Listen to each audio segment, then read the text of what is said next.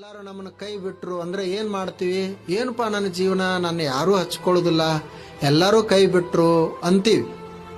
ಆದ್ರೆ ಎಲ್ಲರೂ ಕೈ ಬಿಟ್ಟಾಗನೇ ದೇವ್ರ ಕೈ ಹಿಡಿತಿರ್ತಾನ. ಒಂದು ನೌಕಿತ್ತು ನೀರಿನೊಳಗ, ನದಿಯಲ್ಲಿ ನಾವಿತ್ತು. ಆ ನಾವದಲ್ಲಿ ಜನರು ಹೆಚ್ಚಾಗಿ ನಾವ ಮುಳುಗಾಕತ್ತಿತ್ತು. ಅವಾಗ ಇದು ಮುಳುಗ್ತದ ಬಾ ಅಂತ ಹೇಳಿ ಎಲ್ಲಾ ಜನ ಜಿಗದು ಅವ್ರು ಹಾದರು. ಎಲ್ಲಾರು ಹಾದ ಬಳಿಕ ಅದು ಡೋಣಿ ತೇಲಾಕತ್ತು. ಇದನ್ನ ಒಬ್ಬ ನೋಡಿದ ಮನುಷ್ಯ, ಅವನನ್ನು ಯಾರೂ ಹಚ್ಕೊಡುದಿಲ್ಲ ಅಂತ ಅವನು ನಿರಾಶೆ ಆಗಿದ್ದ.